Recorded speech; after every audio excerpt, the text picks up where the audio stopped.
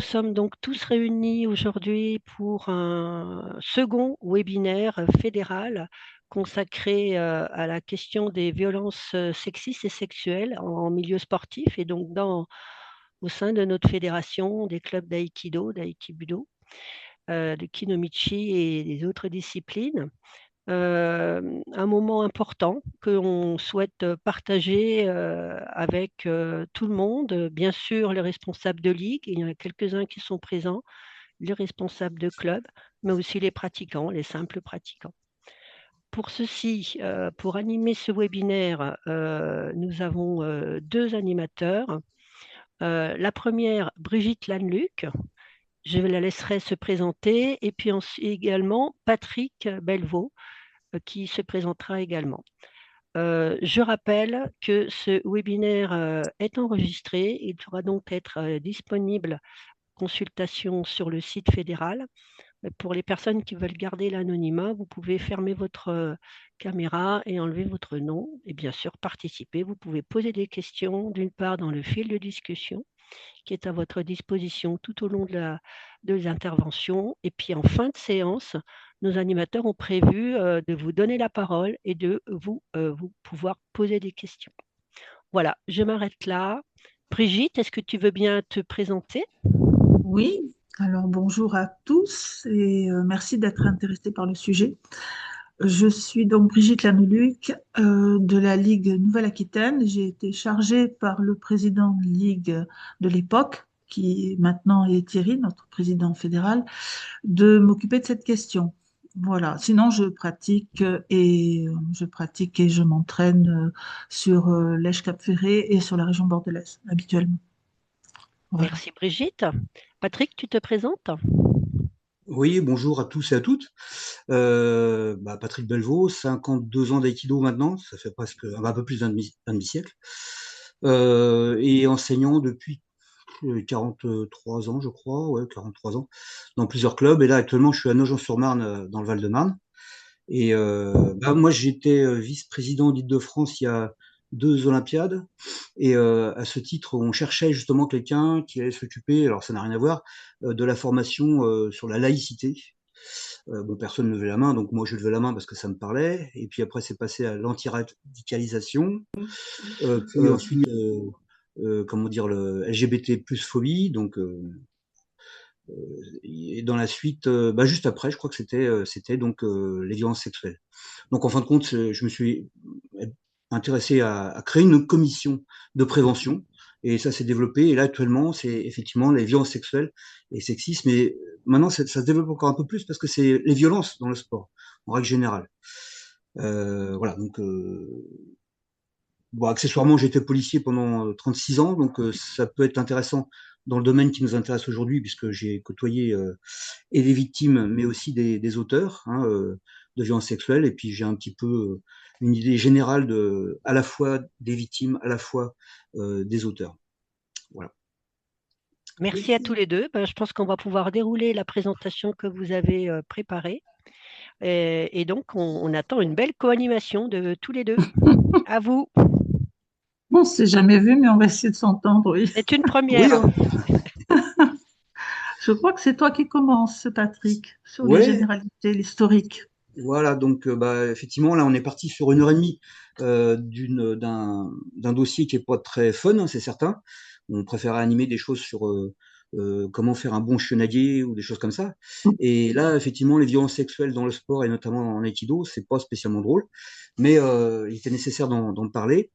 Effectivement, je vous avais dit, personnellement, j'ai un initiative d'aïkido, donc je suis passionné, hein, c'est ma vie, et à ce titre, j'ai envie que ça reste comme je l'ai toujours perçu et connu, c'est une discipline clean, une philosophie, un climat agréable et équilibré, quoi, mais non violent.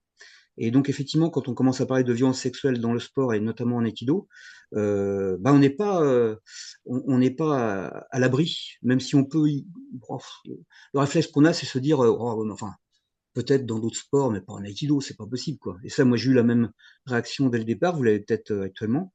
Eh ben, non, on n'est pas écarté de cette problématique. Et la violence sexuelle, ça touche tous les milieux, hein. Médiatiquement, on parle beaucoup de milieu cinématographique, politique, artistique, enfin, professionnel, hein, ça touche partout, mais on n'est pas à l'abri. Alors, avant de commencer, on va parler de l'historique, comment ça a démarré, en tout cas les violences sexuelles. euh, de mémoire, on peut remonter à Adam et Ève, hein, je pense. Hein, les violences sexuelles, ça a toujours existé par rapport à l'être humain. Mais ce qui nous intéresse, bien sûr, c'est plus en zoomant en France, dans le sport, et encore plus zoomé en aïkido. Donc l'historique, ça a démarré en fait il n'y a pas très longtemps. En tout cas, l'historique de la lutte, hein. Ça a commencé dans les années 2000, donc c'est pas très vieux. 2020, comment dire, ça a zoomé encore un peu plus.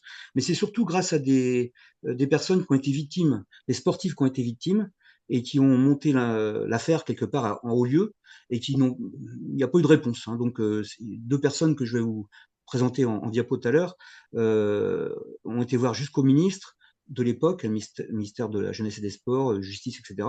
Et puis bon, c'est un peu l'époque où on mettait la poussière sous le tapis, on veut pas trop en parler parce que ça jette le discrédit dans le sport, ça jette des discrédits dans la discipline, et puis voilà. Donc on écarte plutôt les victimes plutôt que les auteurs. Et donc à cette époque-là, alors maintenant je parle plutôt dans les 2020, 2000, oui 2020, il y a une ministre qui s'appelle Madame Maracineanu qui a été très touchée par ce thème. Et depuis ce temps-là, donc elle est plus ministre, mais depuis ce temps-là, elle est toujours active sur les violences sexistes et violences sexuelles et sexistes dans le sport. Alors, ce qu'elle a essayé de faire, et ce qu'elle a fait, ce qu'elle a réussi, c'est d'installer dans toutes les disciplines, dans toutes les fédés, des cellules d'écoute et d'accompagnement, des formations pour la lutte contre les violences sexuelles. Et bah, on est là pour ça. Nous, on est bénévoles. On a suivi donc toutes les colloques, les réunions, les formations. Et notre objectif, c'est de faire une synthèse. Donc, pour que tout le monde soit sensibilisé, tout le monde soit armé contre ce fléau. Euh, alors, il y a eu aussi ce qu'on appelle l'honorabilité, j'en parle assez rapidement, parce qu'en même temps, bon, j'ai créé cette commission qui est devenue une cellule, mais l'honorabilité, bah, je suis le représentant national au niveau de la Fédé. Et honorabilité, c'est un grand mot, tout le monde en a entendu parler au moment où on prend des licences, hein, vous savez. Donc, c'est là où, dans les licences, les enseignants, les présidents, les trésoriers, les secrétaires ont une petite chose à mettre en plus, qui fait que l'honorabilité, c'est de transporter les fichiers de ces licenciés spécifiques enseignants, trésoriers, présidents et secrétaires au ministère de la Jeunesse et des Sports qui, eux, transmettent ces fichiers au ministère de la Justice, savoir si il y a des casiers judiciaires, tout simplement. Hein, donc, ça existait déjà dans la délivrance de la carte des animateurs sportifs, hein, quel que soit le sport, mais c'est revu tous les 5 ans, à chaque fois qu'on reprend une carte. Donc c'était une fois tous les 5 ans, on essaie de voir si il y avait alors c'est ce que je vais appeler tout le temps pendant 1 heure et demie, des prédateurs, hein, des prédateurs sexuels dans chaque sport. L'honorabilité, c'est donc, maintenant, c'est tous les ans, hein. Donc à chaque prise de licence, il y a donc un contrôle au niveau des casiers judiciaires au niveau sexuel. Voilà. Et puis, bon, bah, découle bien sûr dans chaque fédé des commissions disciplinaires, des commissions féminines, commissions d'éthique, tout ça qui vont travailler de près ou de loin sur les violences sexuelles. Cette organisation, elle est dans tous les sports. Là, ce qu'on est en train de faire avec Brigitte aujourd'hui, ça se fait dans tous les sports, hein. Donc, pas plus en aikido qu'autre chose. Et on suit, puisqu'on est sous l'autorité du ministère, on suit vraiment cette directive politique, quoi. On va passer après, je sais pas ce qui suit. Comme dire. Oui, alors voilà, donc c'est les deux personnes qui sont vraiment, vraiment à l'origine de cette démarche et qui ont sensibilisé Madame Maracineanu, l'ancienne ministre des Sports. D'un côté, vous avez Sarah Abitbol, qui était une patineuse et qui a été victime de viol pendant 2 ans par un entraîneur de haut niveau et une belle réputation, hein, dans le domaine du patinage artistique. Et pour vous faire très rapidement, elle avait 15 ans, ça a duré 2 ans, mais pendant cette période-là et encore bien longtemps après, on la croyait pas, ou en tout cas, comme à cette époque-là, bon bah c'était les victimes qu'on écartait. On lui demandait de se taire, de changer de sport ou quoi que ce soit, quoi. Par contre, ben, l'auteur, il a jamais été embêté, il est décédé là, il est jamais passé en justice. Euh, Sarah Abitbol, je l'ai croisée il y a pas très longtemps, il y a un mois et demi, là, à l'INSEP, j'ai discuté un peu avec elle. Et donc, elle est très active. Elle a fait un film qu'on peut voir hein, sur les réseaux, un film donc disponible sur sa vie, la violence sexuelle, bien sûr. Elle a fait ce livre. Et voilà pour sa part.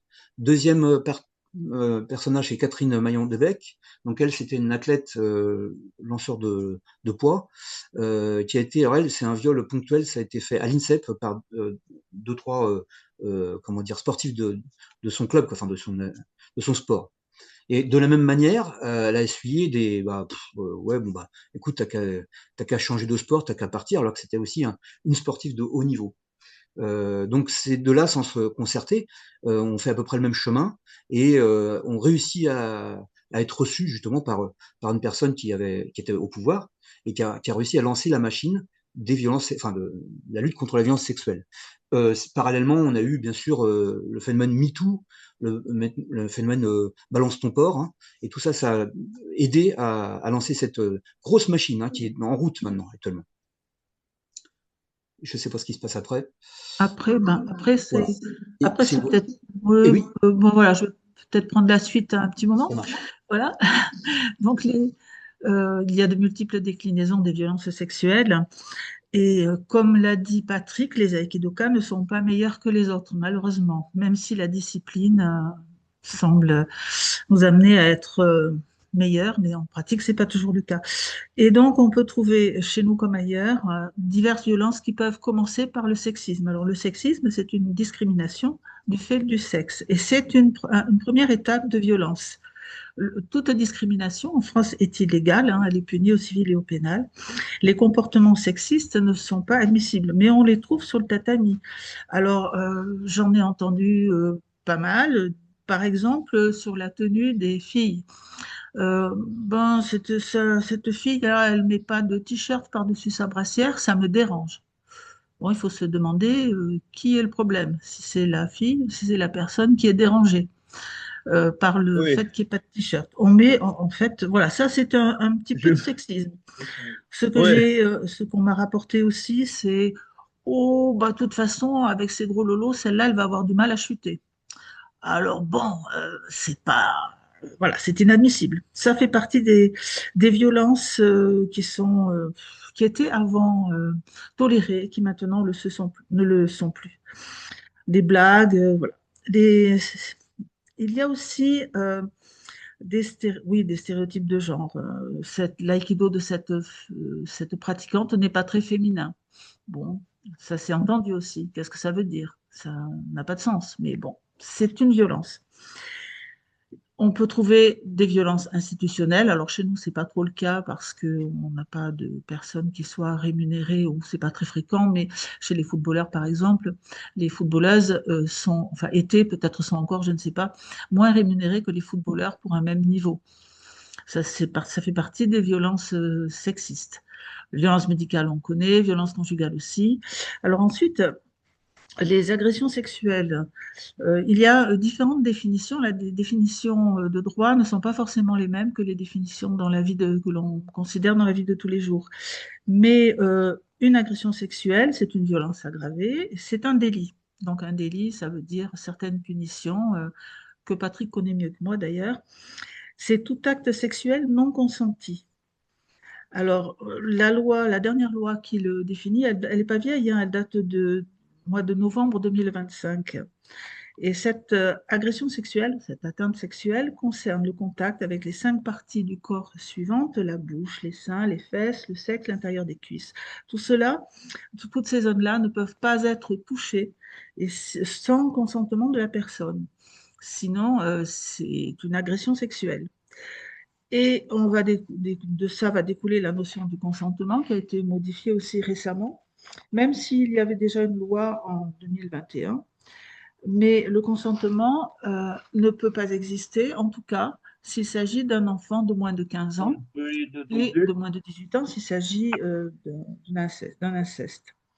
Donc tout cela vous cadre un petit peu les notions des violences sexuelles. Parmi les autres violences sexuelles, on a le harcèlement qui peut exister dans le monde de l'aïkido, qui peut être aussi un cyberharcèlement. Vous avez l'exhibitionnisme, le voyeurisme, ce qui peut poser des problèmes du téléphone portable dans les vestiaires. Beaucoup de choses en découlent. Euh, Après toutes ces violences, on a la forme la plus grave qui est le viol. Et il y a une définition du viol aussi qui est qui est une agression sexuelle avec pénétration de quelque nature que ce soit, avec quelque objet que ce soit, dans un orifice sexuel ou autre, par contrainte physique ou psychique. Bon, devant tous ces problèmes qui malheureusement surviennent parfois dans le monde de l'aïkido, ouais, il faut essayer de faire de la prévention. C'est l'idée. Alors la prévention, vous savez peut-être, certains d'entre vous connaissent peut-être les différents types de prévention, la prévention primaire, secondaire ou tertiaire. C'est comme dans les entreprises ou comme en médecine aussi, la prévention primaire est la plus efficace. C'est celle qui supprime le risque à la base. Ouais. Par exemple, dans une entreprise, Oui, je veux qu'on appelle, mais je dois aller d'abord auprès de Marilyn tout à l'heure. Et j'entends quelques... Bonjour Max, il faut que tu fermes ton micro. Voilà. Brigitte, on te rend la parole. OK. Alors, la prévention primaire est la plus efficace. Exemple, dans une entreprise, vous introduisez un produit chimique nouveau, vous l'étudiez avant et vous étudiez ce qui pourrait se passer. Dans le monde de l'aïkido, ça pourrait être, bon, on crée un club, on va avoir un vestiaire, comment on va faire pour que les enfants ne côtoient pas les adultes dans le vestiaire? On le fait a priori, c'est l'idéal, c'est la prévention primaire. Malgré tout, ce n'est pas toujours comme ça que ça se passe. Mais la prévention secondaire, c'est lorsqu'un cas se produit et à ce moment-là, un risque existe, il a été remarqué et avant que la catastrophe n'arrive, il faut essayer d'y mettre un terme. Par exemple, on observe dans un club que un geste pour aider un enfant place le professeur ou son assistant en contact avec une des zones interdites dont on a parlé plus haut. Il ne sait encore rien, il n'y a pas eu de plainte, il n'y a rien eu, mais bon, ça a été observé, il faut faire quelque chose avant que les choses ne se dégradent. C'est la prévention secondaire. Et la prévention tertiaire, bon, alors là, c'est malheureusement, il y a déjà un problème, il y a déjà une plainte, et donc, que faire? Assister la victime, éviter le surrisque, c'est-à-dire éventuellement prendre des mesures conservatoires envers l'agresseur potentiel, par exemple en suspendant sa licence. Donc, il y a ces trois types de prévention possibles. Je vais vous parler de ce qui a été choisi dans notre ligue. Brigitte, excuse-moi, je peux intervenir juste là-dessus? Oui. Juste un petit truc. Donc, la prévention, agir avant, en même temps ou après. Moi, ça me fait penser en Aikido à Sen no Sen, Tai no Sen, Go no Sen. C'est-à-dire, tu vois, anticiper sur l'anticipation, juste avant que ça se passe. Ou ça se passe, ou ça s'est passé. Je vais commencer par la fin, ça s'est passé, donc il est possible qu'on soit, par exemple, confident. C'est-à-dire que la victime vient vous voir, et voilà, il s'est passé quelque chose, cette personne-là m'a touché, etc. Et justement, ça nous implique, qu'est-ce qu'on fait? C'était déjà arrivé, des gens qui reçoivent une confidence, et c'est difficile, on sait pas, on n'est pas habitué, on n'est pas prêt. Et justement, c'est ça l'intérêt de cette information. Alors voilà. Voilà. Et ça, c'est ce qui va se passer après. Mais ce qui va se passer avant, c'est intéressant aussi. Enfin, ce qui peut se passer avant. Je vais vous donner juste, je vais essayer de faire court, mais tous les ans, pratiquement dans tous les clubs ont un moment de démonstration ou de stand pour présenter l'aïkido en septembre. Et moi, j'ai eu un cas comme ça, où il y a des gens qui se présentent, il faut l'être un peu de tous les stands, ils prennent des flyers, ils viennent du ping-pong, puis après, ils arrivent à l'aïkido. Et moi, j'étais dans mon stand, on avait fait une démonstration, j'avais des élèves derrière moi, et j'entends deux types qui arrivent, ils disent ah non, mais il y a de la gonzesse là, c'est quoi, c'est de l'aïkido? Ouais, il y a de la gonzesse. Et il vient me voir, il me dit c'est quoi vos horaires, c'est quoi votre prix, le tarif, etc. Et là, immédiatement, et ça, j'étais même pas du tout dans la prévention, il y a au moins une vingtaine d'années. Donc, et je me suis dit, ah, ceux-là, il me les faut pas, je les prends pas. Et là, j'ai fait de l'anti-pub. C'est de la prévention primaire. Oui, c'est ça, c'est la primaire, là, tu Promotion vois. primaire. Et comment dire, alors, il y a certainement des présidents qui m'écoutent en ce moment et ça va les énerver parce que on est à la recherche de licences. On n'a pas beaucoup de Mm. licenciés en équido. Et là, bah, j'en voulais pas de ces types-là. Donc, plutôt que d'avoir deux licences, enfin, je m'en fiche de ces deux licences, je les prends pas parce que Mm, mm. ils vont mettre le dégât dans mon truc. Et je vous donne Ouais. un petit truc hein, pour de l'anti-équido, c'est dire, oh, mais attendez, les gars, non, mais c'est des trucs d'intellectuels, c'est pas évident. Vous allez vous emmerder. Et puis, non, c'est un travail de longue haleine, vous savez. Quand on fait du MMA, c'est autre chose. Mais là, c'est vraiment, il faut au moins 20 ans pour comprendre l'aïkido, vous savez. Et bon, je les ai tellement écœurés qu'ils sont jamais venus. Mais quelque part, j'ai fait mon job de prévention et j'ai protégé mes élèves. Et ouais, j'en suis content de ça. Il y a une vingtaine d'années. Ça, c'est de la prévention. Mm. J'ai T'as d'autres fait- exemples, mais je Oui. ne vais pas monopoliser. Je te laisse. Et alors justement, au niveau de la prévention, il faut armer les personnes parce que tout le monde ne pourrait pas répondre de cette façon. Donc il faut armer certaines personnes dans les clubs. Donc nous, on a choisi en Nouvelle-Aquitaine d'avoir un référent au niveau de la Ligue. Ce référent, ben, à vrai dire, c'est moi, hein. Il a été formé par le CROSS Nouvelle-Aquitaine, donc qui organise des formations spécifiquement pour cela, hein, pour la prévention des risques des violences dans le monde du sport. Et ensuite, à partir de cette formation, notre ligue a signé une charte d'engagement par laquelle nous nous engageons à avoir une démarche de prévention. Après, le détail de la démarche, c'est un autre choix. Et nous avons choisi de diffuser ce que j'ai reçu comme formation au niveau de chaque club, en demandant à chaque club de nous donner le nom d'un référent, qui soit d'un référent club, dans le cadre, enfin, pour cette lutte contre les violences. Ce référent devant être un licencié du club ou un parent de licencié lorsqu'il s'agit d'un enfant, mais volontaire pour cela, pas un désigné, parce que de toute façon, les personnes désignées qui n'ont pas envie de, enfin, voilà, ne seraient pas très efficaces ou pas très engagées. C'est pas très facile, mais on a quand même plus de la moitié de nos clubs, bien plus de la moitié de nos clubs maintenant qui ont un référent. Ce référent, par contre, son nom va être affiché est affiché dans chaque club avec ses coordonnées, ainsi que le mien avec mes coordonnées. Cet affichage qui est fait au niveau des clubs de notre ligue adhérents à la démarche n'est pas du tout le même que celui qui est obligatoire dans les dojos actuellement, comme dans tout établissement sportif. Vous savez que depuis 2025, fin 2025, je crois, il y a un affichage obligatoire qui informe les gens de l'existence de Signal Sport. Alors, c'est pas du tout la même démarche. Cette démarche qui informe de Signal Sport est de la responsabilité du propriétaire des locaux. Alors que nous, notre démarche, elle se complète, hein, elle s'oppose pas du tout. La nôtre, elle est au niveau Aikido et uniquement. Donc là, les licenciés de chaque club sont informés, chaque club ayant un référent du moins, sont informés de l'existence d'un référent club, de ses coordonnées, de mon existence et de mes coordonnées. À partir de ce moment-là, je ne pouvais pas laisser ces références en biscuit parce qu'ils ne connaissent pas forcément la question et les laisser sans information et sans possibilité d'agir ou d'avoir une démarche si on vient les voir, ça serait les mettre dans le stress, hein. On le sait, le stress, c'est quand on ne sait pas comment agir, on est stressé. Donc là, pour les rendre plus efficaces et puis qu'ils ne soient pas trop stressés, je tente actuellement encore de faire des sensibilisations. Et actuellement, ben, j'en ai pas mal, hein, je suis assez contente parce que j'ai la moitié de mes référents qui sont sensibilisés à ce jour. La sensibilisation se présente sous forme d'une information que j'envoie à chaque référent et à partir de ce document d'information, pendant la visio qui dure 1 heure, nous discutons de cas soit que je leur présente, soit qu'ils ont en tête, parce que certains en ont déjà en tête, hein, et me posent des questions là-dessus. Donc, ils ont cette information-là. Ce qui touche donc en principe, hein, l'idée du moins, c'est chaque club. Alors, c'est pas tout à fait suffisant, parce qu'il faut aussi toucher, du moins à notre sens, il faut toucher les enseignants. Les enseignants, on peut les toucher par l'école des cadres, à laquelle normalement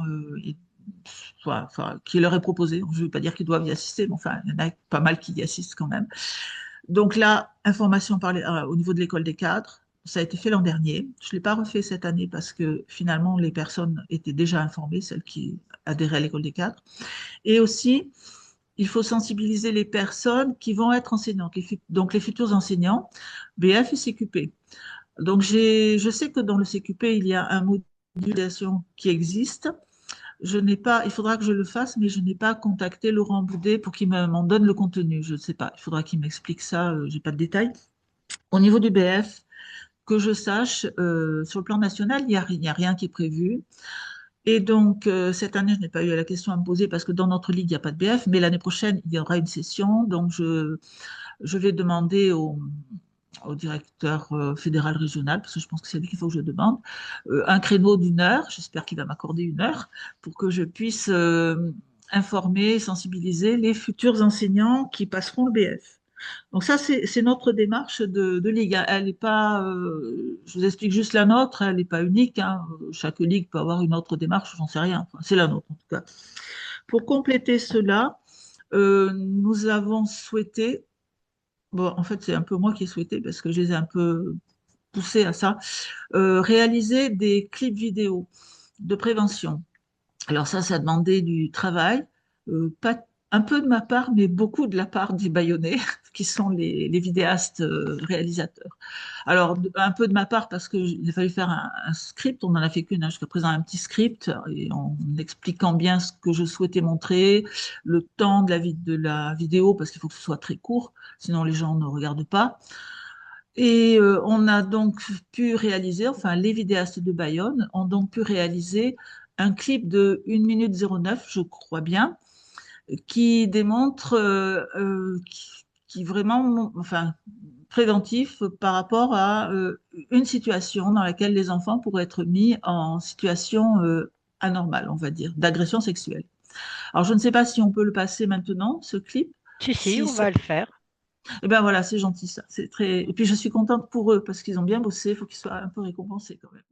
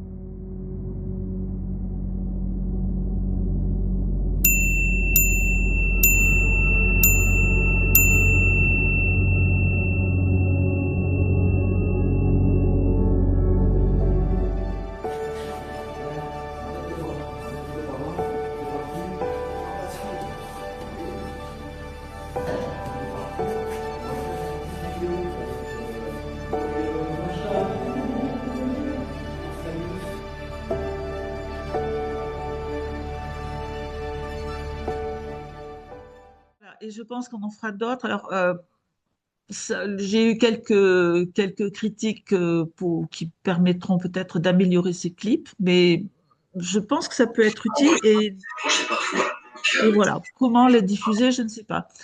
Ensuite, parmi les moyens de prévention, nous, au niveau de la Ligue, on s'est arrêté là, mais il y a l'honorabilité, ce dont a parlé, j'entends, ce dont a parlé Patrick tout à l'heure. Et écoute, ben voilà, pour l'instant, c'est ce que je peux en dire. Ce qu'on peut... Je vais repasser la parole à Patrick. ouais. Il y a d'autres choses à nous présenter. Non, c'était juste pour renchérir ce que tu disais. C'est vrai que violence sexuelle, dans le mot violence, il y a le mot viol.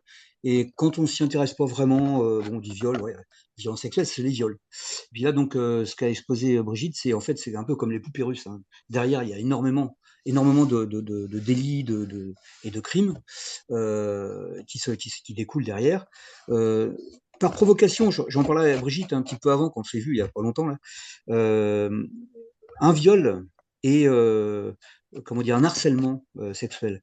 Bien sûr, on joue pas dans la même cour, on va dire, c'est pas les mêmes dégâts, quelque part, on a envie de dire ça. Et en fait, non, c'est faux. C'est faux parce que, comment dire, un harcèlement, imaginons un harcèlement d'une gamine ou d'un gamin qui a 12-13 ans et qu'on a pris sa photo, on a mis quelque chose de sexuel autour de lui, et on fait courir le bruit dans la classe. Donc tout le monde sait qui c'est, on sait où est-ce qu'il habite, on connaît qu'il a 2, 3 frères, etc. Enfin bon, bref, on arrive à cibler la personne, et tous les jours, il y a l'harcèlement. Il y a l'harcèlement, et on peut imaginer le dégât que ça peut faire. On a été formé là-dessus, hein, sur les dégâts sur les victimes, et ça peut aller jusqu'au suicide, ça, on a déjà eu des cas, hein, on a déjà vu dans les médias, on est au courant. Mais ça, là où on n'en parle pas beaucoup, c'est les effets à long terme. C'est-à-dire que on peut plus dormir, il y a des anorexies mentales, physiques, des anorexies ou des boulimies morbides. Tout ça, on n'en parle pas. Et en fin de compte, quand on recherche un petit peu en amont, il y a parfois justement cet harcèlement qui n'a pas duré, peut-être, il a duré pendant une année scolaire, et malheureusement, ça fait des dégâts. Un viol, bon, c'est terrible, mais quelque part, d'une personne à l'autre, ça sera différent, ça sera perçu différemment. Mais on va dire, les petits délits, on va dire, sexuels, peuvent faire autant, voire plus de dégâts qu'un viol avéré, quoi.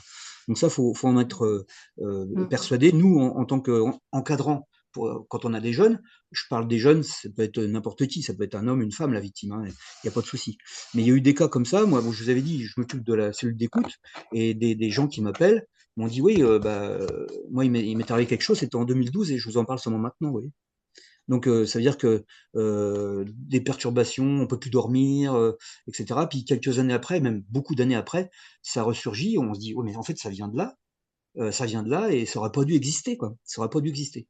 Donc, d'où notre responsabilité en tant qu'enseignant, président, trésorier, enfin tout ce que vous voulez, des gens qui encadrent un groupe.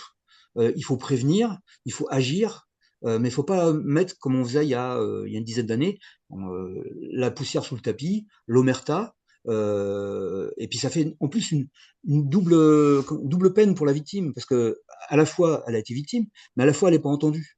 Et puis en plus, rien n'est fait, quoi, rien n'est fait. Je vous donne cet exemple que vous avez certainement vécu quand vous étiez jeune à l'école, un gamin qui est harcelé dans la classe ou dans l'école, et à une époque, c'était la victime qu'on déplaçait. C'est que ça va pas, tu changes de classe, ça va pas, tu changes d'école, vous voyez. Mais la victime, bon enfin l'auteur, il avait une petite sanction, mais il restait. Vous voyez, donc la double peine, c'était pour la victime encore et toujours. Et y compris les 2 dames que je vous ai montrées qui ont fait des livres, on leur disait, mais non, mais tu fabules. Et puis si ça va pas, tu changes de sport. Voilà, c'est ce qu'on lui disait, parce que l'auteur, c'était quand même quelqu'un de prestige, qui avait un charisme, et qui avait une place dans la fédé, quoi, la fédé de patinage en tout cas. Donc tout ça, on n'en veut plus. On n'en veut plus. Il faut que, comme on dit, la peur change de camp. C'est-à-dire que l'individu, le prédateur, qui lui est prêt, en fait, il sait ce qu'il fait, il est prêt à être confronté, et il connaît les réponses immédiates. Il va se dire, mais non, mais non, c'était une plaisanterie, on s'est pas compris, ou c'est l'enfant qui m'a provoqué. Enfin, ils sont prêts, eux, ils sont prêts. Mais là, il faut qu'ils soient prêts, enfin, qu'ils comprennent que on s'est organisé. On s'organise maintenant, on fait quelque chose contre eux. Et qu'ils soient plus à l'aise comme ils étaient avant, quoi. C'est ça l'objectif. Là, je vous ai récupéré une diapo, j'en ai même 2, une photo qui a l'air sympa. On a peut-être vécu ces moments où on range les tatamis avec les gamins, ils nous ont aidés, et puis on se détend avec eux, puis voilà. Donc la photo, elle veut rien dire, hein. Alors, je vous rassure, c'est une photo que j'ai prise, c'est un club étranger, c'est même pas en France, donc cherchez pas qui c'est, etc. C'est pas un souci, puis même à la limite, il fait rien de mal, on va dire, a priori, hein, l'enseignant. Mais simplement, l'histoire des interprétations. Je vais faire un petit scénario, c'est-à-dire que l'enfant, là, il rentre à la maison le soir, et puis les parents, ah bah qu'est-ce que tu as fait en équido aujourd'hui Et la réponse, bon, on s'est bien marré avec le prof, c'était super sympa, on l'a aidé à ranger, et puis bon, on s'est allongé, puis il s'est allongé sur notre ventre, on s'est amusé, il nous a pris le bras comme ça. Et puis dans le milieu familial, le père, la mère, il y en a un des deux, lui ou elle, ils ont subi des attouchements dans un sport quelconque qu'ils ont fait quand ils étaient jeunes, quoi. Et ça ressurgit dans leur crâne. Il dit: «Ah non, pas mon enfant, hein, pas ça». Vous voyez? Et là, ça commence à monter. Ça commence à monter, il va soit voir le prof, soit voir le président, soit voir ou écrire la fédé, hein, et puis ça démarre, voilà. Et là, c'est une situation malaisante qu'on aurait pu éviter. Comme on a vu dans le film tout à l'heure, hein, vous essayez Kaiten Nage, puis la main elle glisse, elle touche les fesses, ou je sais pas quoi, et le gamin il prend ça de façon particulière, il en parle, et ça y est, ça démarre. ça démarre, la spirale a été lancée. Donc, on vit une époque, c'est vrai qu'il faut faire attention à tout. Il y a 10 ans, on faisait la bise aux enfants, hein. Il n'y avait pas de souci. Là, maintenant, les enseignants d'éducation nationale, ils ne s'isolent jamais avec un enfant. C'est l'enfant qui reste à la fin de la classe pour poser une question. Il reste tout seul dans la classe avec l'enfant. C'est plus bon, ils savent très bien, il ne faut pas faire ça. Vous voyez, parce que interprétation, ambiguïté, et on en est à cette époque. Moi dans mon club, j'ai un enfant qui se blesse, il saigne, et j'ai les pansements qui sont dans le placard, dans la pièce à côté. Soit j'y vais tout seul, soit voilà, mais je dis pas tiens viens, la boîte à pharmacie est dans cette salle. Vous voyez, tout est, faut faire très attention, c'est très compliqué. On est dans une période, enfin une période, euh, comment dire, oui, une période où maintenant tout se sait, tout se dit, tout s'interprète, et en plus il y a des gens qui sont procéduriers aussi, hein, des parents qui sont procéduriers, mais ça faut le savoir. Faut pas avoir peur non plus, hein, mais à être prof d'aïkido, hein, mais je discutais avec mon collègue qui fait la même chose que moi, mais c'était en quel sport? Non, c'était pas en tennis. En gymnastique, ouais. En gymnastique, il me disait, on a du mal à recruter parce que les profs ont peur de ça. Il y a des profs des profs de gymnastique, enfants, qui partent la boule au ventre pour faire leur cours.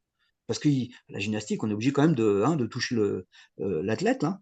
Et il me disait, il y en a certains, ils ont la boule au ventre quand ils vont travailler, quoi, en fait, en gros.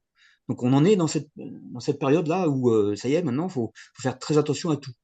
Et ça, effectivement, c'est pas vraiment dit dans les formations de BF, quoi. Hein, BF, c'est la première chose qu'on fait pour être prof, et il n'y a pas cette petite présentation qui pourrait durer une demi-heure à chaque fois. Mais bon, voilà. Donc, à, à- comment dire, à mémoriser cette image, vous voyez, de décontraction, mais qui peut être mal prise, quoi. Je sais plus ce qui passe derrière comme diapo. Ouais. Ah oui, Non, repérer. on en a parlé, les signaux. Oui, repérer. Je prends un petit peu la suite si tu veux. Hmm. Euh, donc, ce n'est parfois pas évident de savoir exactement ce qui se passe dans son propre club. Donc, les référents, normalement, sont là pour ça quand ils existent. Hein, c'est pas toujours le cas. Et de toute façon, il faut être, non pas à l'affût, mais il faut quand même essayer de capter ce qui peut se passer, les bruits de vestiaire, l'absence répétée d'un pratiquant, les modifications du comportement d'un élève. Il faut se poser des questions quand même chaque fois. Alors peut-être qu'un élève est absent parce qu'il est tout simplement il est malade, il a un problème autre, mais il faut quand même y penser. Ça me fait penser à une histoire qu'on m'a racontée il y a des années.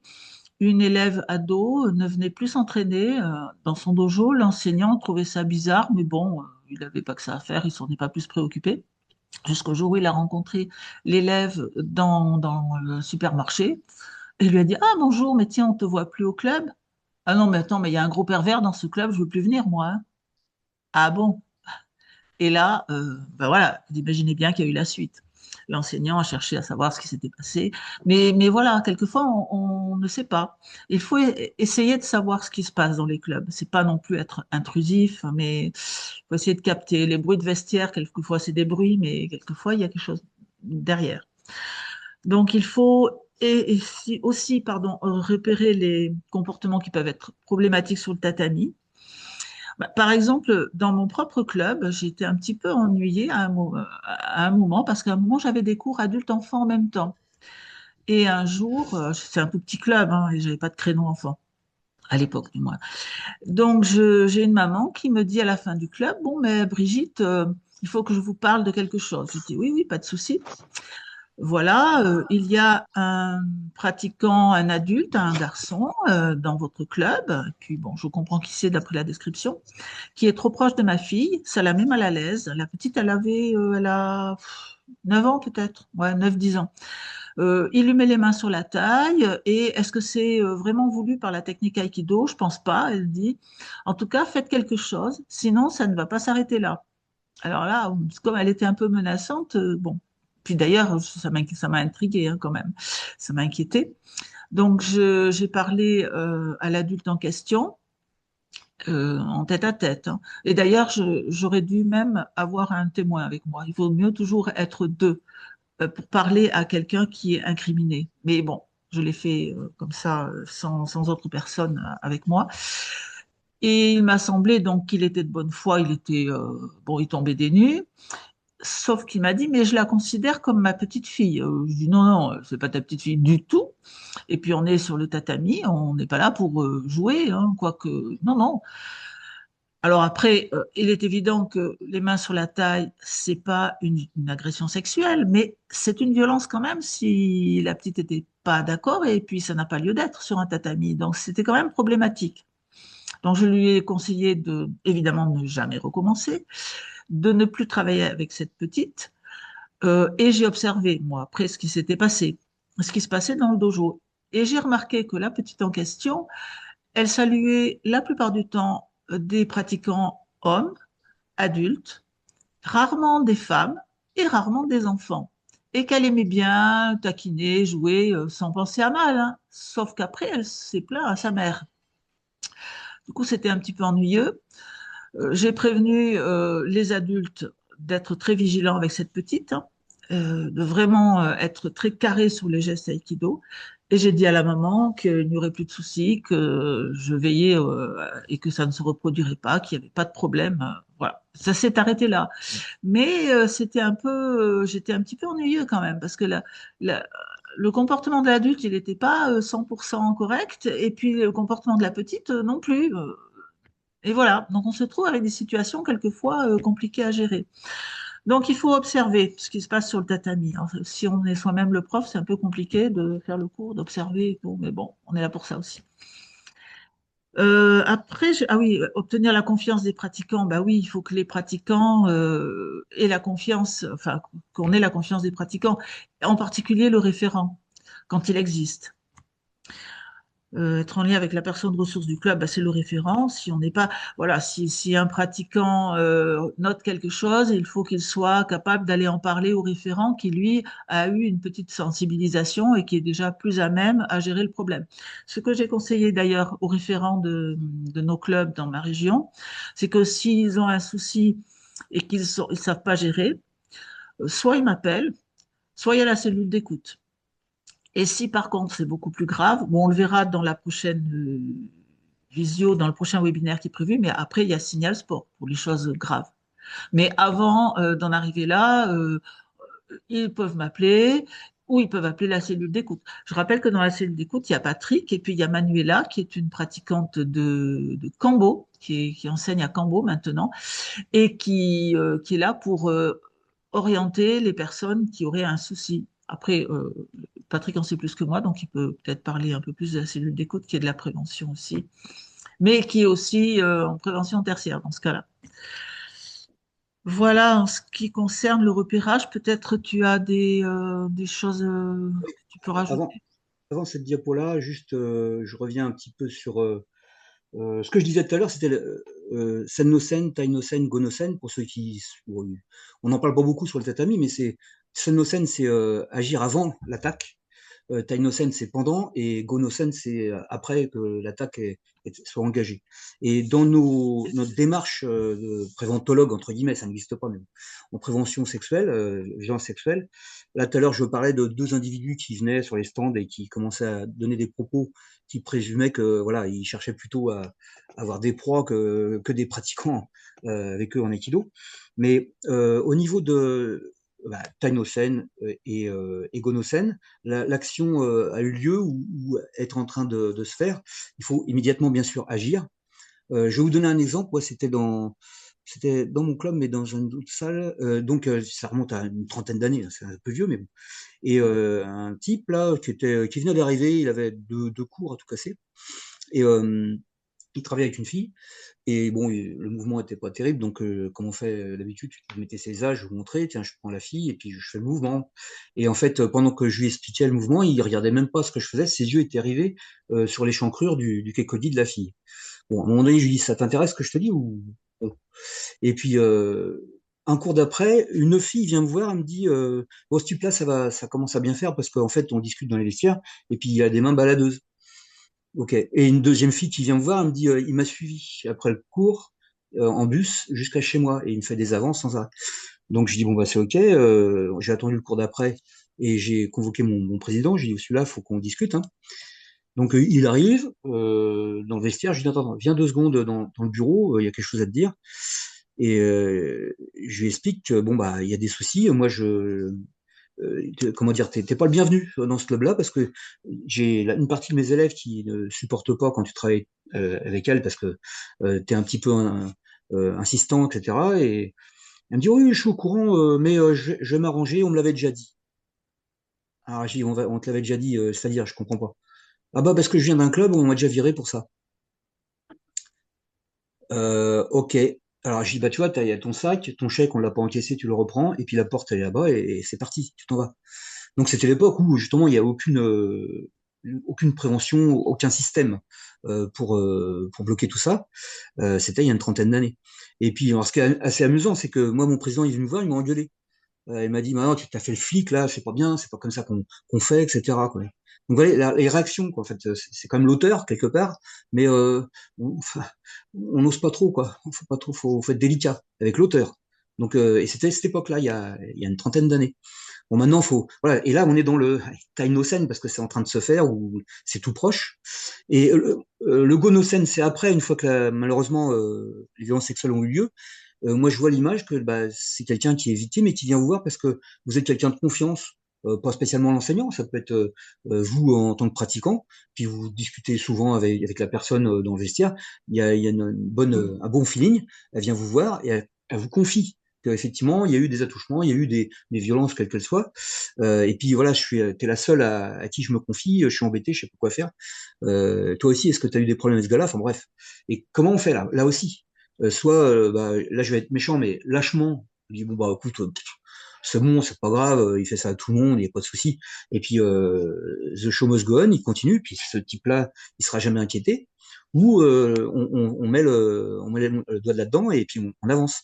Tout à l'heure, Brigitte a parlé du signal sport. Ça sera l'occasion, on en parlera dans la deuxième partie. Hein, c'est au mois de mars, on a prévu une deuxième partie d'1 heure sur ce qu'on peut faire et tout ce qui décline derrière.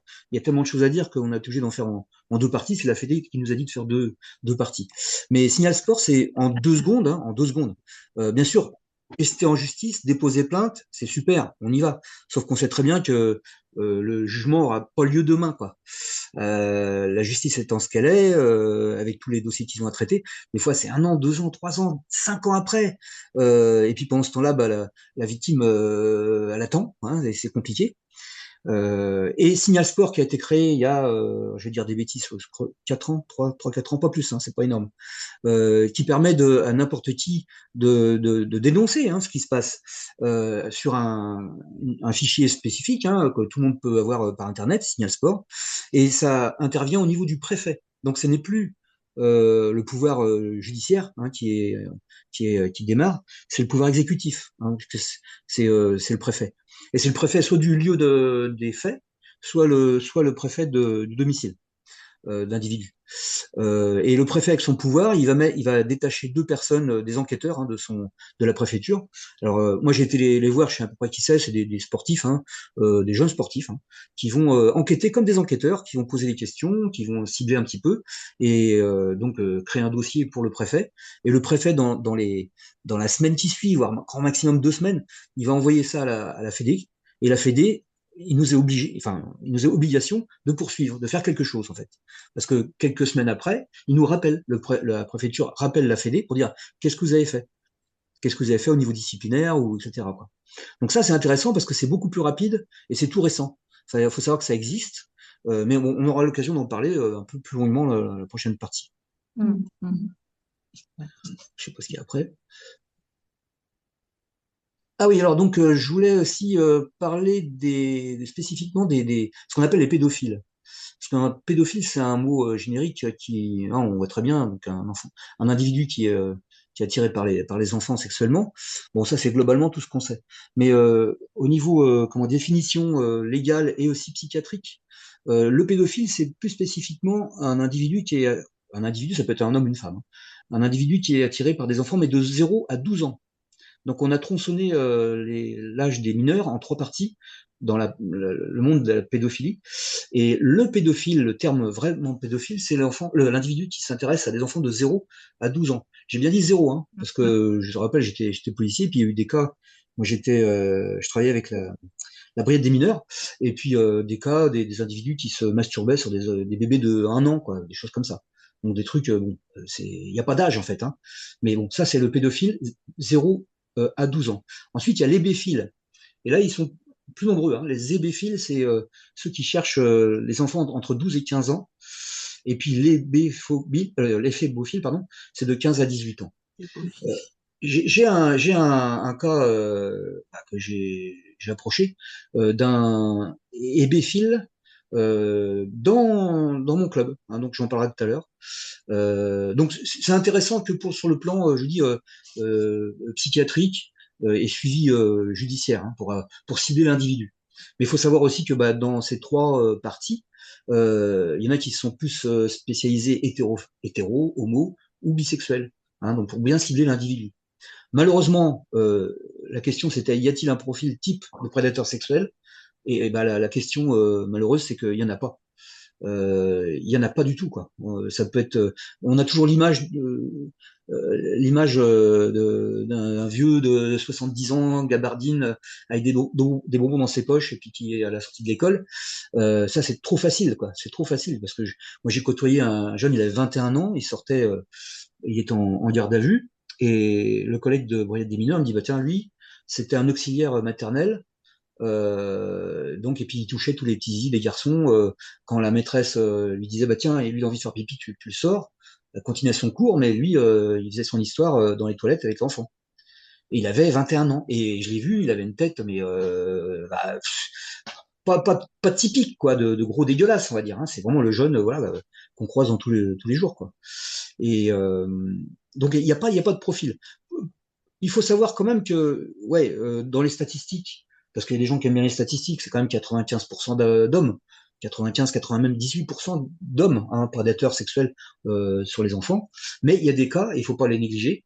Rappelez-vous, alors je sais plus comment elle s'appelait, à Paris, une jeune femme qui avait découpé une fille en morceaux et mis dans une valise là. Mais avant, elle avait comment dire, commis des atrocités sexuelles, hein.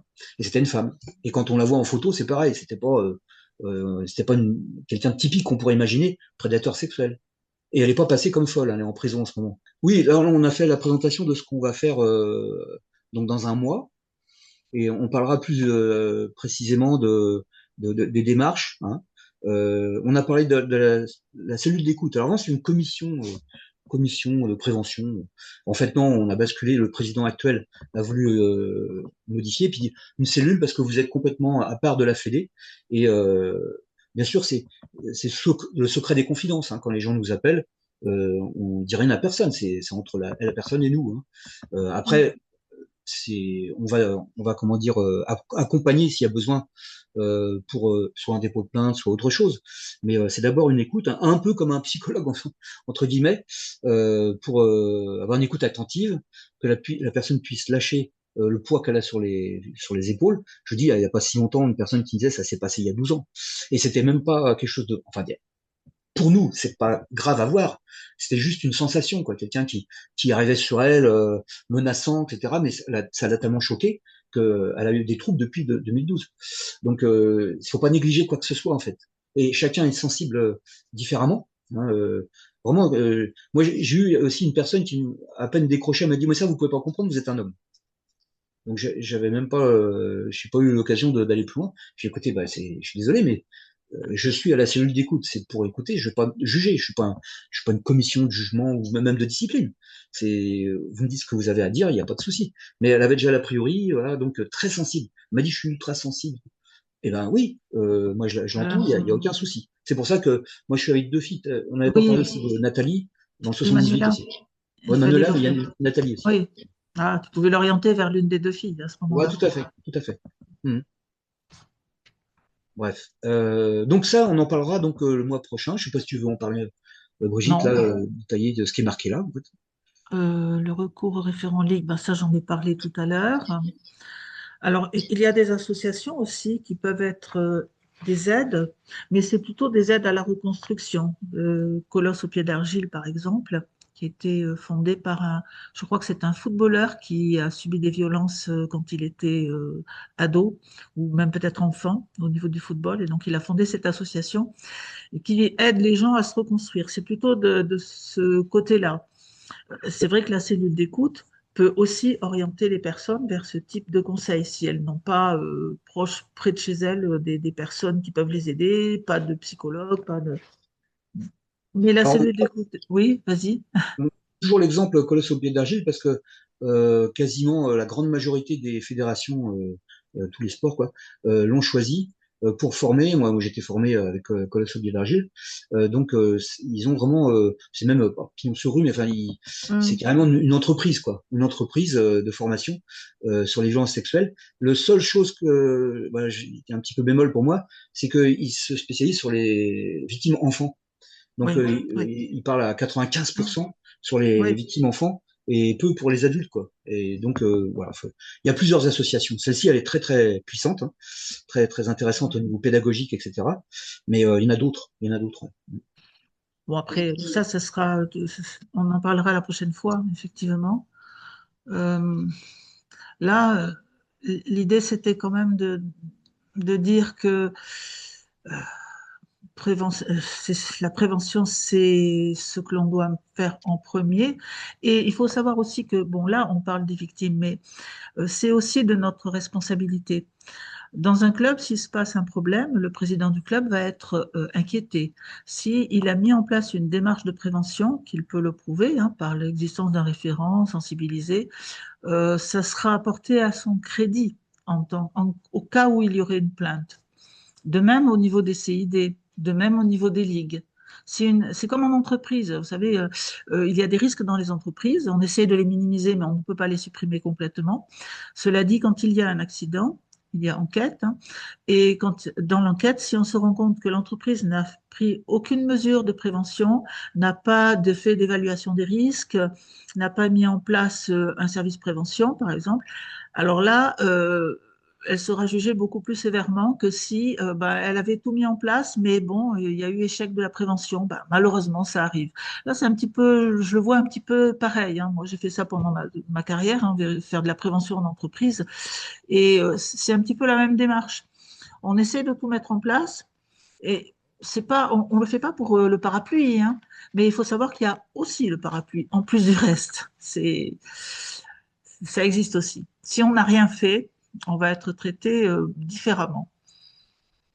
Il y a aussi L'idée, oui. la peur de faire une procédure. Moi, j'ai des retours de gens qui, bon, ça y est, ils ont lâché ils ont crevé l'abcès, ils m'ont dit ce qui s'était passé, mais après, il faut se mettre en mouvement ou pas.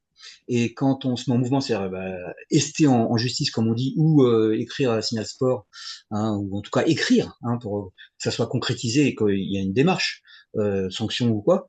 Euh, Souvent, j'entends, ah oui, mais j'ai pas envie de problème, j'ai pas envie qu'on me pose des problèmes, j'ai pas envie de balancer. Donc encore une fois, c'est la dénonciation, ça c'est très français, on n'aime pas dénoncer. Hein, et en fin de compte, là, attention, c'est quand même grave. Une violence sexuelle, on atteint soit à la tête ou au corps, mais il faut absolument qu'on fasse quelque chose. Et assez souvent, à l'issue des écoutes, comment dire, la cellule d'écoute, on me dit, je vais réfléchir, suis pas, je sais pas, je vais voir. Mais, donc ils sont contents, ils ont été, enfin, j'espère, ils ont été soulagés parce qu'ils ont dit à quelqu'un, instance ou leurs problèmes. Mais de là à faire le pas d'aller soit donc faire signal sport, donc on l'a noté là en ce moment sur l'écran, ou rester en justice, là c'est ennuyeux quoi. On a eu un fait il y a pas très longtemps.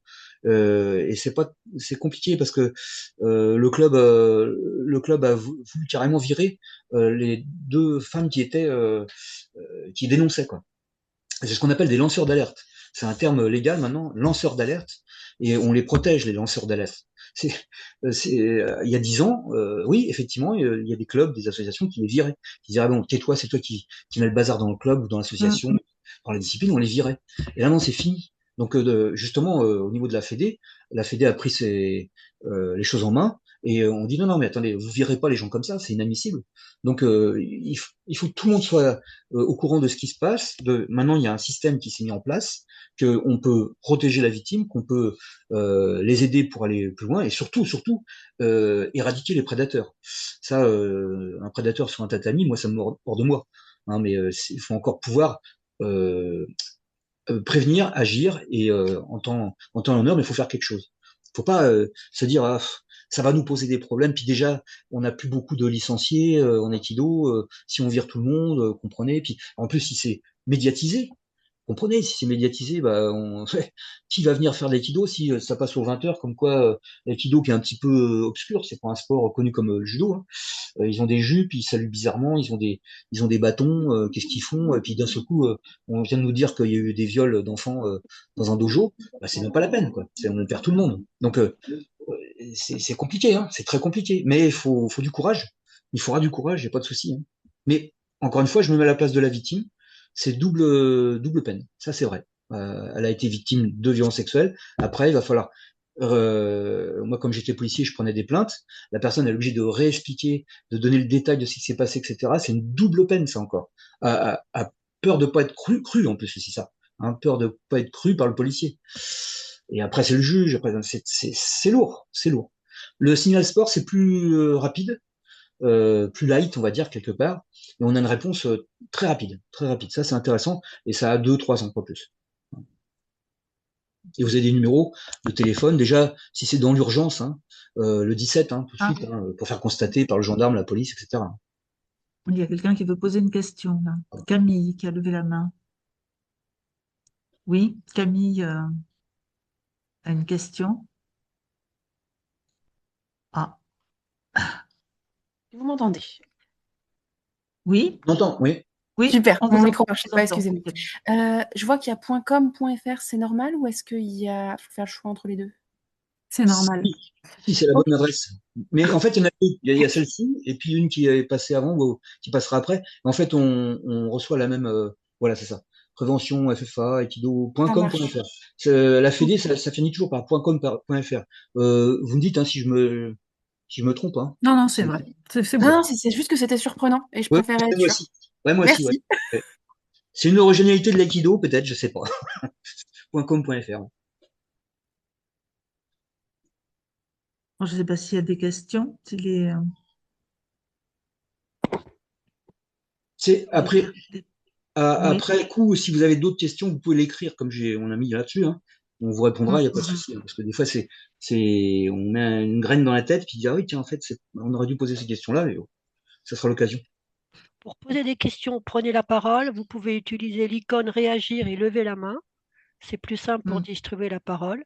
Vous pouvez aussi intervenir pour témoigner, pour faire part de vos impressions. Voilà, la parole est à vous. Moi, j'ai une question parce que j'interviens notamment pour la formation au BF sur le plan juridique, puisque je suis juriste. Et notamment, je peux aborder ce problème et je souhaiterais savoir s'il y a une base ou si vous avez une présentation qui peut simplifier les choses. C'est peut-être un peu tôt. Non, Brigitte, mais là, je veux dire, il y a deux personnes qui sont vraiment référents au niveau de la fédération. C'est Patrick et Brigitte qui sont là. Ouais. Donc, moi, je t'invite et je te donnerai les coordonnées de ces deux personnes, à les contacter pour pouvoir étoffer ton intervention lorsque tu interviens auprès des futurs enseignants dans le cadre du BF. Hein. C'est bien Ouais. ça, Brigitte? Oui, oui, c'est tout à fait ça. C'est le Voilà. 25, donc Oui, c'est dans une dizaine de jours. Et oui. puis, de toute façon, moi, je vais faire des webinaires aussi sur d'autres sujets, par exemple sur les associations, puisqu'on est en Ligue, Ligue Grand Est, donc c'est loi spécifique. Et il y a plein de sujets que j'aborde avec eux, parce qu'on me laisse 1 heure et demie ou même plus, donc j'ai de la chance. Et je trouve que c'est tellement important qu'il faut absolument avancer sur ce point, puisque moi, je me propose d'être référent aussi. Donc, je tiens à creuser le sujet. Et comme dit, je suis juriste, donc il y a des réflexes automatiques. Hein. Bah, Et- très Oui, bien, moi je salue cette initiative du Grand Est. oui. Bravo à Brigitte. Je dirais que du point de vue de la fédération, notre ambition, c'est aussi de trouver des référents dans chaque ligue Ouais. et essayer de mettre en place un maillage territorial pour animer ces référents, les outiller, puisque je vois que tu as un besoin de documentation là maintenant avec le film vidéo effectué par les collègues de Bayonne. On peut tout à fait imaginer mutualiser ce matériel et le mettre à la disposition s'il vous intéresse. Donc là aussi, la démarche fédérale va aller sur solliciter les présidents de ligue pour qu'ils nous communiquent un nom de référent pour la Ligue, Ouais. pour essayer de travailler ensemble avec ces personnes référentes. Voilà. Bien sûr, pour ceux qui arrivent dans le domaine, une formation, il n'y a pas de souci. Et puis, la mutualisation de matériel qui permettra d'effectuer ce travail de proximité. En tout Voilà. cas, bravo Brigitte. Voilà. Et Moi, je suis au niveau CID Alsace et Ligue d'Alsace. oui, Et Ligue Grand Est, je fais les deux, moi. super, super.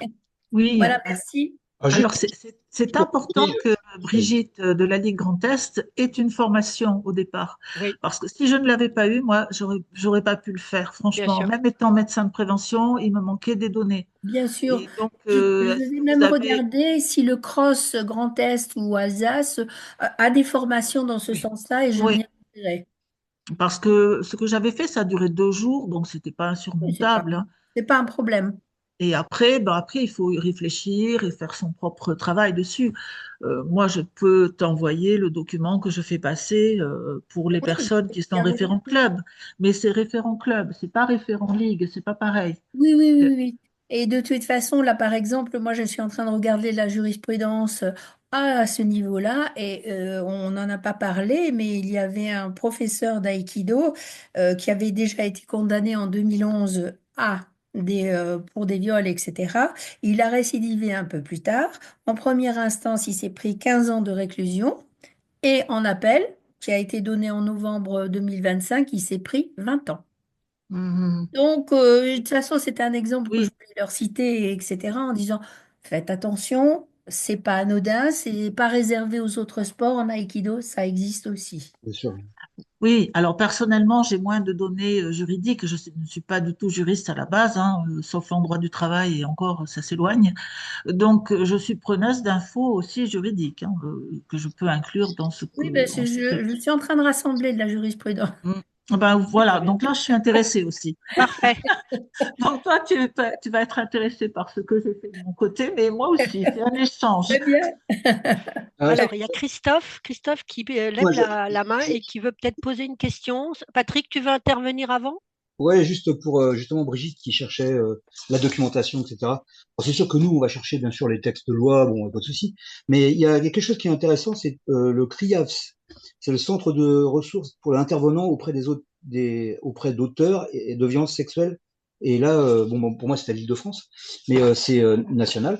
Et je te donne juste le terme, c'est CRIAVS, criavs.fr. Et là, il te donne des documents, mais en vois-tu, en voilà, c'est vraiment une source géniale. Le cas judiciaire, les comportements sexuels des enfants, les infractions sexuelles, enfin, il y a plein de documents, le signalement d'un mineur en danger. C'est des petits documents, des petits fascicules. Et c'est HTTPS, comme on fait d'habitude, pour Ouais. chercher le lien, mais c'est CRIAVS, CRIAVS.fr. D'accord. D'accord, c'est noté. Je viens de vous mettre le lien dans Oui. le chat si besoin. Oui, dans le fil de discussion, Patrick, si tu peux l'écrire, ce serait parfait. Ouais. Il y est. Et pendant ce temps-là, je vais donner la parole à Christophe, qui attend patiemment. Merci beaucoup. Bon. Je suis membre de la commission disciplinaire de la fédération et je voulais d'abord vous remercier pour toutes ces informations, toutes ces adresses, enfin, tous ces renseignements très très utiles. Mais si j'ai bien compris, bon, vous parlez surtout effectivement, soit d'organisation au niveau du club, puisque c'est après tout là que les problèmes apparaissent, ou dans des stages aussi, bon, soit au niveau juridique, mais il y a justement la commission disciplinaire à l'intérieur de la fédération. Elle est active sur certains de ces cas. Enfin, en tout cas, moi, j'ai été appelé à instruire des dossiers sur des discriminations sexistes. Bon, et par un signalement auprès du président de la fédération, qui tout de suite commissionne la commission disciplinaire, comme son nom l'indique, pour instruire un dossier. Il y a un juriste qui est dédié à cela, et puis après, 3, 4 personnes qui vont statuer et qui vont rendre compte auprès du président des sanctions à administrer à la personne fautive. Si faute il y a, et donc justement c'est l'instruction de nos dossiers et là, pour faire c'est la part des choses, parce que il y a effectivement, ça a été mentionné à un moment donné par Patrick, il a parlé de sensibilité, mais il y a aussi, je dirais, parfois des susceptibilités. Alors, c'est souvent difficile de, je dirais, de trouver, parfois, vous pouvez avoir, par exemple, un instructeur lors d'un stage qui est une personne, on va dire, très lourde, qui a un humour à la Jean-Marie Bigard, mais qui n'est pas forcément de mauvaise intention. Bon. Donc, après, il y a effectivement, par exemple, on peut faire un rappel au Reishiki, on peut faire un rappel à la déontologie de l'aïkido, parce qu'elle existe. Hein, bon. Avant, et si effectivement il y a un problème plus lourd, bon là, à ce moment-là, on engage une procédure disciplinaire plus lourde auprès d'instances juridiques qui sont compétentes, quoi, voilà. C'est ce que je voulais signaler. Puis en tout cas, je vous remercie beaucoup pour ce webinaire. Je regrette de n'avoir pu assister au précédent, mais je me fais fort d'assister à la deuxième partie au mois de mars, quoi. Merci. Ouais, merci beaucoup, Christophe, et merci pour ce témoignage, effectivement, d'un membre de la commission de discipline qui est là, hein, qui est parmi nous, et avec donc l'articulation avec les différentes instances et le rôle spécifique qu'a bien expliqué Christophe sur la commission de discipline. En tout cas, juste encore un mot. Moi, je représente aussi le Kinomichi et je viens de constater qu'il y a une grande lacune au niveau justement des référents et je vais agir, En parler à qui de droit? voilà, pour Très qu'il bien, y ait des référents et qu'au au très niveau bien. des ligues, au niveau des clubs. Voilà, merci Parfait. beaucoup. Alors, un référent Kinomichi, on est intéressé au niveau fédéral. Autant on a un référent Aikibudo, D'accord. qui Ah est ouais, Émilie Dossimon, qui ouais. est dans la commission éthique sportive. Mhm. Autant on accueille très, très, avec beaucoup de joie, quelqu'un qui nous viendra du Kinomichi C'est pour nos noté. travaux. Merci. Merci. Est-ce qu'il y a d'autres questions?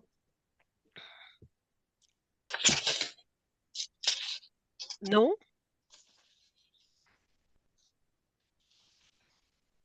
N'hésitez pas. C'est plutôt un succès ce webinaire. Je vois qu'on est plus d'une trentaine de personnes connectées par rapport à l'année dernière. On fait plus du double, donc c'est vraiment très bien. C'est qu'on a réussi à communiquer, on a réussi à intéresser. Vraiment, pas de questions. La discussion est libre. Toute question est bonne. Non? Vraiment? Tout à l'heure, Brigitte parlait de l'obligation d'intervenir dans le cas où on est au courant de violence sexuelle, en tout cas d'une infraction hein, dans le sport. Et on a derrière des articles qui nous obligent. Oui, Par exemple, pour l'article les 40 enfants. du CPP, du Code de procédure pénale, une fédération, une ligue est considérée comme autorité constituée. Donc dès que ce soit une ligue ou une fédé, même un club, on est au courant d'un fait de violence sexuelle, on ne doit pas le mettre dans un dossier et puis au revoir, quoi. On doit effectivement le dénoncer. Comme non-dénonciation de violence sur mineur, c'est l'article Oui, 434 oui, 3 c'est du ça. CP. Et Ouais. également la non-assistance à personne en danger. Bon, ça, tout le monde la Mhm. connaît, mais effectivement, Mhm. c'est pas anodin. Enfin, genre, ça existe. Donc, on doit franchement faire quelque chose. Et plus comme il y a 10 ans où, ouais, ok, bon bah, ouais, écoute, déplace-toi, change. Moi, j'ai eu des gens enfin, une dame qui m'a appelé, elle avait 2 jours d'aïkido. Et elle s'est sentie menacée par une frappe d'un participant, c'était même pas un prof, hein. Et elle a abandonné l'aïkido, elle a arrêté l'aïkido à cause de ça, elle s'est sentie agressée. Alors, c'est pareil, c'est elle qui me disait qu'elle était ultra sensible. Donc, ce qu'on vient de dire aussi, la sensibilité, c'est difficile aussi. Est-ce qu'il y a des violences sexuelles? Est-ce que c'est un harcèlement? C'est très très compliqué. Mais en tout état de fait, c'est qu'on a perdu une personne. Mhm. Elle fait 2 jours d'aïkido. Pour elle, c'était C'était pas ça l'aïkido, c'était de la non-violence, toi, ça se passait bien, c'était cool. Et bon, je pense que elle a dû recevoir un Yoko Manucci qui était pas vraiment ce qu'avait demandé le prof. Elle avait pas reçu d'ailleurs, il n'y a pas eu de contact, il n'y a rien eu, mais c'est une sensation, une sensibilité qui a été touchée. Mais on a perdu une personne à cause de ça. Peut-être c'était une personne potentiellement qui aurait pu être une sensei, quoi. C'est ça. On a perdu. Si toutes les victimes pouvaient parler, c'est-à-dire qui ont quitté l'aïkido, qui sont partis, et on n'a jamais su, il y en aura peut-être un petit paquet. Hein, on n'est même pas au courant. Parce que voilà, il y a pas la parole qui était libérée à cette époque-là, et on a certainement perdu des gens, et peut-être et même des enfants d'ailleurs, mais potentiellement qui auraient pu être des sensei. Ça, faut être sensibilisé là-dessus. Hein. C'est voilà, ça c'est dommage aussi. Alice, Ah, Alice je a une vois question. qu'Alice veut Oui. poser une question, oui. Oui, bonsoir, merci. Donc j'ai une petite question plutôt pour Brigitte, qui nous a présenté ce qui était mis en place au niveau de la Ligue Nouvelle-Aquitaine, donc le système de référents et de sensibilisation pour prendre en charge, pour prévenir ces violences. Et par curiosité, voilà, est-ce qu'on sait si ces dispositifs existent dans d'autres ligues? Est-ce que c'est la volonté de la fédération peut-être d'harmoniser aussi le processus? Euh, Moi, je suis actuellement pratiquante dans la Ligue Bourgogne-Franche-Comté et pas depuis très longtemps, mais voilà, je sais pas en fait s'il y a quelque chose qui est en place. Et donc voilà, je me demande quelle est l'évolution envisagée pour ça à Alors, l'échelle nationale. moi, je ne sais pas si ce qui est Ben, fait moi, je peux ailleurs. répondre. Je pense Voilà, que Sylvia. voilà, c'est plutôt une question pour la fédération. Alors, pour moi, la Ligue Nouvelle-Aquitaine est vraiment en avance sur la constitution d'un maillage territorial interne. Hein. Donc, Brigitte est référente depuis plusieurs années et elle a lancé il y a 2 ans à peu près, Brigitte, hein, ce Oui. dispositif de création d'un référent par club. Elle l'a dit, hein, avec quelques difficultés. Je crois qu'elle a presque la moitié non, Ah, 25%. ah non, mais actuellement, sur 80 clubs, j'ai 56 référents, donc je suis assez Génial. contente. Donc plus de 50%. Très Et beau résultat. seulement 28 qui ont eu la sensibilisation en visio. D'accord, bah, c'est un début. Donc Donc, voilà, c'est ce recensement de référents. Pour répondre à la question d'Alice, oui, il y a une stratégie fédérale qui cherche à faire aussi bien que en Nouvelle-Aquitaine. Nouvelle-Aquitaine nous tire vers le haut et nous dit c'est possible. Donc la première étape va être de se doter par ligue, région, d'un référent l'équivalent de Brigitte, pour pouvoir travailler déjà avec ses référents, comme Brigitte l'a dit, les former, les outiller. Et ensuite, effectivement, en fonction de la préparation de chaque ligue, avec l'accord du comité directeur de chaque ligue, de pouvoir lancer cette démarche vers les clubs. Évidemment, il faut que les comités directeurs s'en emparent, etc. Donc, la première étape, c'est vraiment de déjà solliciter chaque président pour qu'ils en parlent à leur comité directeur et qu'ils désignent un référent, qu'on explique davantage la démarche et ensuite aller plus loin. La cible étant vraiment d'harmoniser. Effectivement, ce qui se passe en Nouvelle-Aquitaine doit pouvoir se passer partout et ça nous donnera plus de force ensemble pour mutualiser les moyens, pour mutualiser les outils, les interventions et également d'être plus présent et aux côtés des pratiquants, des enseignants. Voilà. Est-ce qu'il y a d'autres questions? Moi, j'ai une question, s'il vous plaît. Oui, je vous écoute. Alors, je suis présidente de club en Île-de-France, Ligue Île-de-France. Et il me semble qu'il y a des référents de club sur la Ligue Île-de-France, mais par exemple, moi, je ne sais pas, dans mon club, il n'y en a pas. Comment se déclarer référent de club? Comment ça se passe et qui contacter? Alors ça, c'est facile pour l'Île-de-France. Je suis moi-même la vice-présidente de la Ligue Île-de-France et en charge de cette question, de la prévention des violences sexuelles. Donc, vous pouvez me contacter. Je vais vous mettre mon adresse mail dans le fil de discussion. Merci. Je suis désolée, je suis dans un endroit bruyant. Bah, parfait.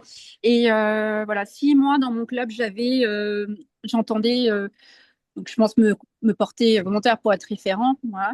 Et si j'entendais parler de problèmes comme ça dans le club, donc quelle est la première chose à faire qui contacter au niveau de la Fédé ou, voilà, ou aller, je sais pas, auprès de la police pour, en fonction de la gravité, s'il y a besoin, les porter, je sais pas, une main courante ou j'en sais rien, porter plainte. Moi, Oui, que faire? Parce oui, que, oui. Alors, c'est tout ce qu'on va aborder dans le prochain webinaire du 15 mars, ok, qui va être focalisé et ciblé sur la question du signalement. Donc, il y aura effectivement toute la partie signaler, c'est pas dénoncer, c'est juste expliquer qu'il y a un phénomène préoccupant qui semble pas normal. Et une fois que ce signalement est effectué, il y a des personnes qui sont qualifiées et formées pour traduire, interpréter et dire si c'est normal ou pas normal. Dans le PowerPoint là, qui a été présenté et commenté par Patrick et Brigitte, il est clair que si la situation est très grave, on ne commence pas à réfléchir et attendre le 15 mars. Hein. Il y a le 17. Le 17, c'est la police. Hein. Je veux dire, voilà, on n'attend pas. Si le phénomène est, je dirais, pas d'une ultime gravité, il s'agit de pouvoir aussi en parler. Patrick a évoqué la cellule d'écoute. La cellule d'écoute fédérale. Dans le PowerPoint, il y a 2 adresses par mail. Vous pouvez saisir cette cellule. Derrière, il y a 3 personnes. Il y a Patrick Belvaux, ici présent, qui est le responsable, et il y a 2 autres personnes, 2 dames, qui participent à ces cellules d'écoute et qui vont vous recontacter par téléphone pour discuter, pour vous accompagner, pour comprendre, etc., et vous orienter. Voilà. Mais en tout cas, je vous invite vraiment à suivre le webinaire du 15 mars à 16 heures, qui va prendre le temps sur cette notion de signalement et qu'est-ce qui va en découler. ok, très bien. Bah, j'y serai. Merci. Très bien, merci. Alors, il y a Mathieu qui veut poser une question. Oui. J'avais une question au sujet des affiches. À un moment donné, vous aviez évoqué des affiches. Oui. Une qui était pour le club, par le club, diffusée par le club, et un autre au niveau des locaux, le gestionnaire des locaux sportifs. Oui, Oui, Pour moi, tout à oui. fait. c'était pas très clair cette partie-là.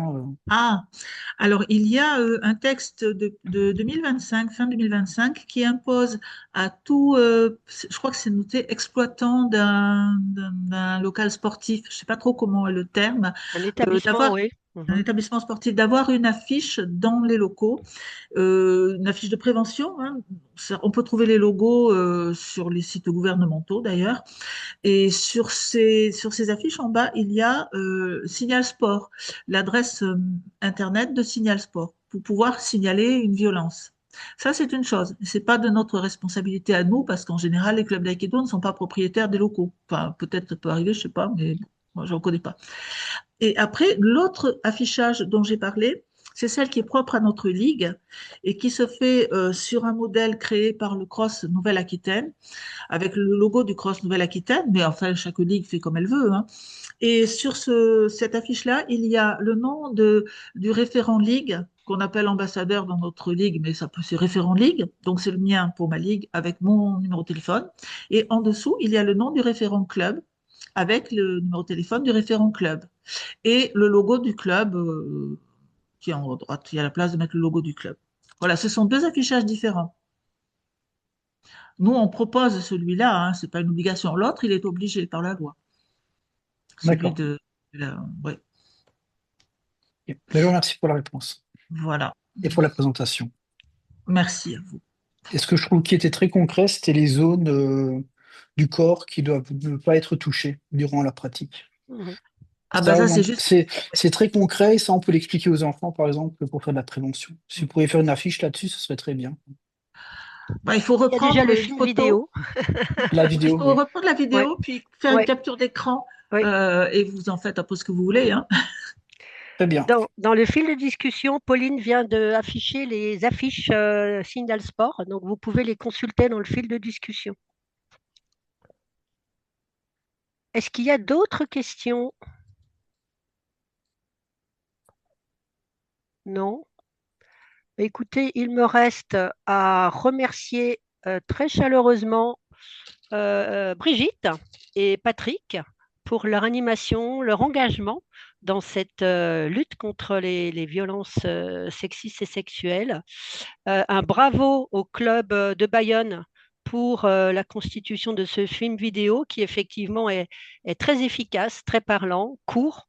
Et puis, je vous donne à tous rendez-vous, tous un rendez-vous dans un mois, le dimanche 15 mars à 16 heures, pour poursuivre nos échanges sur cette notion de signalement et de ses impacts. Merci à tous. Au revoir et merci à Pauline pour son soutien. Merci Sylvia pour l'organisation. Merci.